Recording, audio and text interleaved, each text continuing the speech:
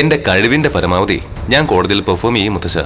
പിന്നെ ഇന്നലെ നമ്മൾ തമ്മിൽ ഒരു ഡിസ്കഷൻ നടത്തിയിരുന്നല്ലോ, അതുകൊണ്ട് നമ്മുടെ രണ്ടുപേരുടെയും പ്ലാന് വർക്കായിട്ടുണ്ട്.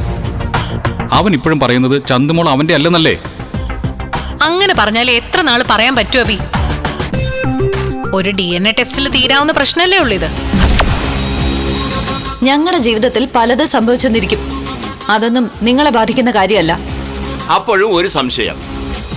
അമ്പലത്തിന്റെ മുമ്പിൽ വെച്ച് ചോദിക്കുക, മാഡം ആരെയാ കെട്ടുന്നത്? ഇവനെയാണോ അതോ വക്കീലിനെയാണോ?